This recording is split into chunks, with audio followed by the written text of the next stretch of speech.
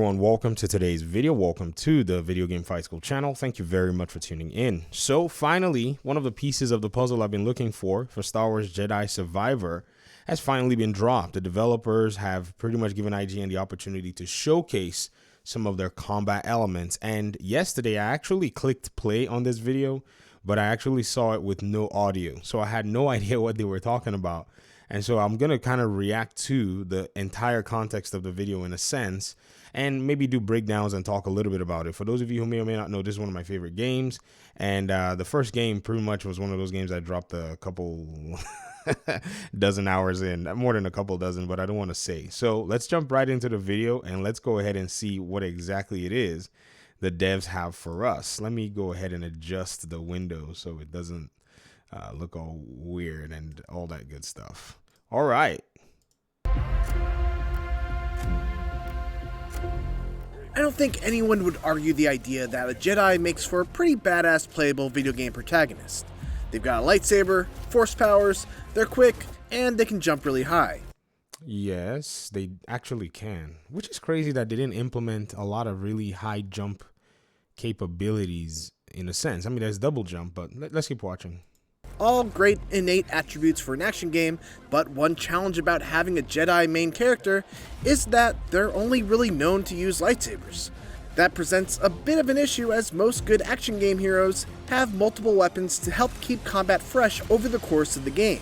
Star Wars Jedi Fallen Order found a solution to this problem by giving Cal two different lightsaber stances, each with their own combat focus and moveset, and with the sequel, Jedi Survivor, Respawn is looking to up the ante with a total of 5 different stances that Cal can use over the course of his journey.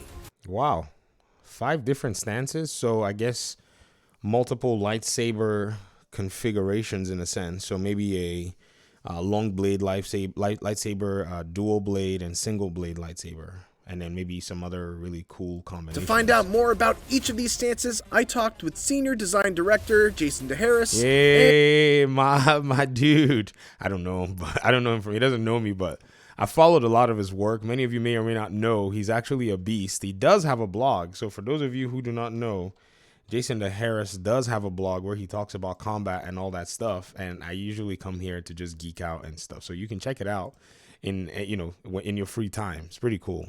And game director Stig Asmussen, who walked me through the design philosophy behind each stance and their unique approaches to combat. Oh, Stig was in this video too. See, I didn't even watch the video with audio. I just kind of scrubbed through because I was like, well, I want to. One of the big focuses throughout the development of Jedi Survivor has been this concept of Jedi 2.0 and how to take Cal from where he was in Jedi Fallen Order, a young and relatively inexperienced Padawan trying to find his place and identity, to where he is now in Jedi Survivor, a much more confident and capable Jedi Knight who is also 5 years wiser. Asmussen said that the team wanted this change reflected in Cal not just in the story, but through his combat as well. I mean, Stig, you have one of the more interesting, I would say, experienced combat design team right now in the industry. And yes, they're making a Jedi game, which, they have to follow all these rules. But boy, I'm telling you, man, the work that these cats can put in. And by the way, if you don't know, Jason DeHarris, this is his resume right here. God of War 3, Ascension, Fallen Order, and Survivor. And also is a Street Fighter champion as well. Street Fighter 2, well, not like necessarily champion, but if you take second place and third place at EVO, well, that puts you at the champion status in a sense. So dude's a monster. As a result, Cal is a much more capable fighter right from the start in Jedi Survivor, with 3 saber stances available right from the beginning of the game. Okay. Single so blade, double bladed, and dual blade. Okay. We felt like it was important to give the player a greater arsenal right off the bat. We had 2 fully realized stances in the first game, and that was the sigil and that was the staff. And we had a stance where you had a twin blade, which was something that we wanted to fully realize in the first game, but we basically ran out of time, and it ended up becoming a special move. It was a really cool moment, but it was, not given the same amount of focus and execution. So that was like day one. We're like, we're gonna finish our twin stance. Man, game development, guys and girls, is not the easiest thing ever. Imagine having cool ideas, but because of, time constraints, you can't finish them. Even if your publisher gave you an unlimited bank account, they'll eventually fire you if you keep doing too much. Kojima was one of those. He just wanted to be a perfectionist, but, time is not an endless supply, and money is not an unlimited resource. And so I can see where they looked and said, man, let's just do that dual blade stance as a special move. And then day one, they're like, nah, bro, we're giving you this dual blade stance, instantly. I mean, that's pretty cool. DeHare said that the team really used the twin blade stance as the jumping off point, because they already knew the roles the single and double blade stances would play in combat. And so they wanted to start by trying to make the twin blades feel unique. And that's where we started to think, okay, let's make twin a little more technical. Still approachable, anybody pick up and play, but there's a lot more, combat nuance to it. That combat nuance comes in several forms. For one, you're a bit of a glass cannon. You take more damage, but you attack faster and have a wider array of unique combos, some of which require you to pause for a beat before continuing the combo. In addition to that, Twin Blade Stance is the only one where you're able to dodge or guard cancel out of the startup animations of an attack. Oh.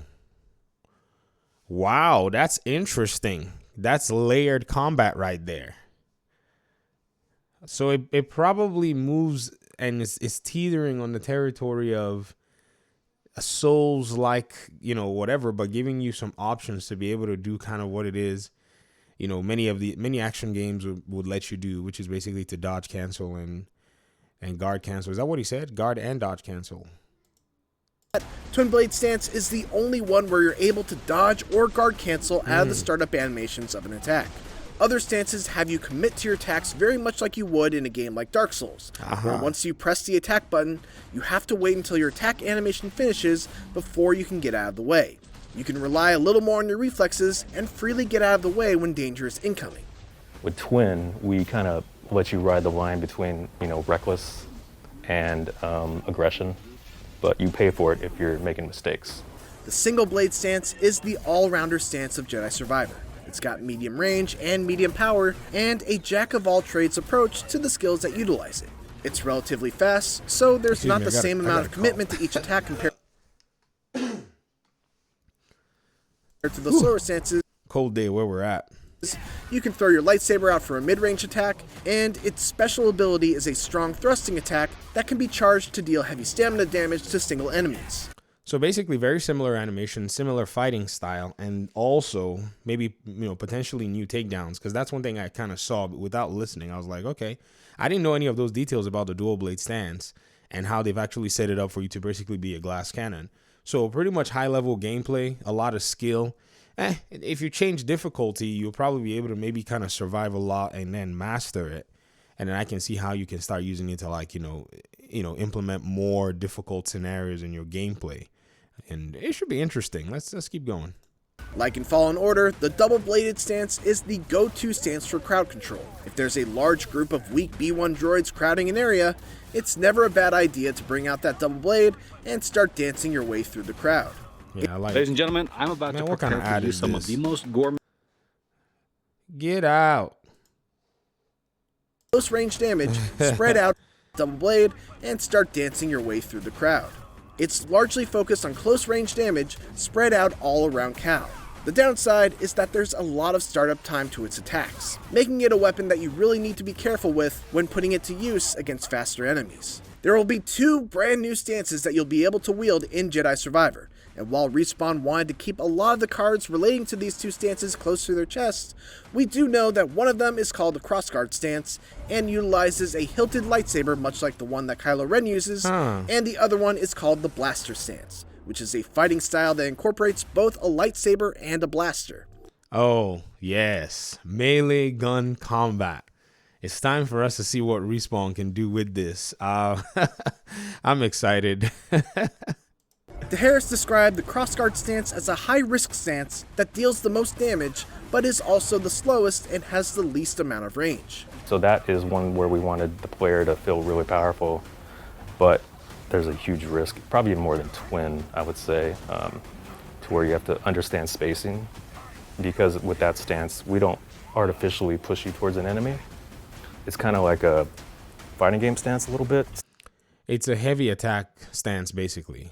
A fighting game stance. Well, there he goes with his fighting game elements coming in. You see, I told you it'd be spilling in. Well, I mean, that's kind of how you want to design your games, to feel intuitive. It's kind of like a fighting game stance a little bit. So we wanted that stance to be a little more mastery curve there.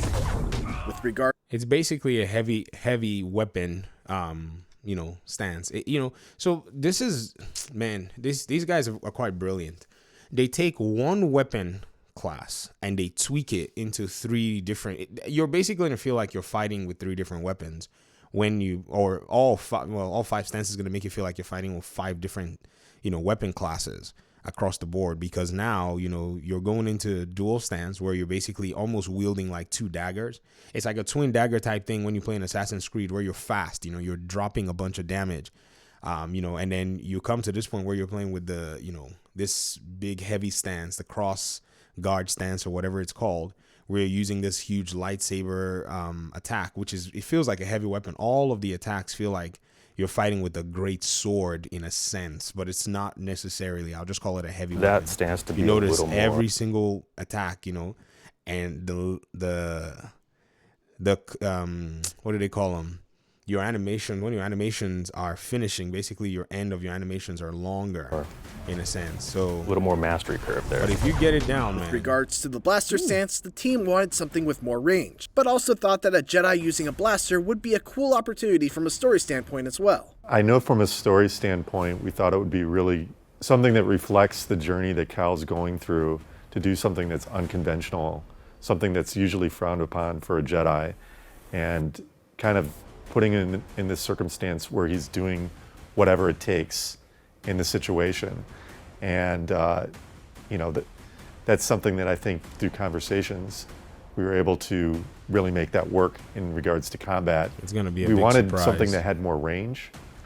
We wanted something that kind of had push and pull to it, where like the way the blaster is designed, it encourages you to use your saber in order to like replenish your ammunition on your gun. Like I said, it's almost this rubber band that we're encouraging the player to engage up close so that they can kind of make decisions when they're far away as well. To be clear, this is still a melee combat game. You won't be sniping stormtroopers from a distance with the blaster stance. It's not a shooter, obviously, right? It's like a melee gun, kind of, even though you're really shooting from long range, but there's a limit to it. We always feed back into that thoughtful combat and kind of how we still want you to hit with the saber. I'm interested to see One of the most exciting aspects of these 5 stances is that they all come with their own skill tree. So each stance will have its own set of upgradable skills to help you further develop it. Stances aren't the only thing that have their own skill tree either. There's a tree for force powers and one for survival skills that offer flat increases to your health, force meter, and more. It all amounts to a combat system that offers a ton of flexibility in how you want to build up your own version of Look at that dodge, man. That looks like a timed dodge. That right there. How you want to look at that. Boy, you learn that thing, you will open up these NPCs. Build up your but own look, the NPC basically is open for a big, huge strike.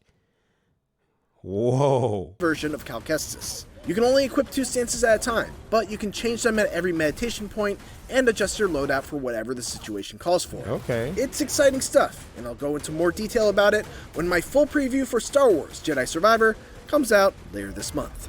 Thanks for watching, and for more IGN First coverage of Star Wars Jedi Survivor, make sure to check out... Shout out to the team that put this together, man. This is actually pretty interesting stuff overall. I'm kind of stoked because, we've been trying to figure out, okay, how are they going to differentiate this game from the first game?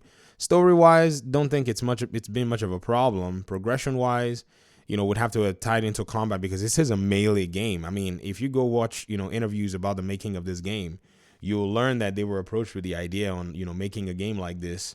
And they basically were making another melee game actually, and they approached them and said, hey, you guys want to make a Star Wars game? So they basically, took their concepts and they kind of started fleshing it out in a Star Wars Jedi, style. And so, what you have here is a lot of work and a lot of years of just grinding and sweat. So I'm seeing these differences, and I think it's starting to be worth, you spending the money if you're a Jedi fan, if you're somebody who wants to play this. And I mean, it's just a preliminary response of mine anyways.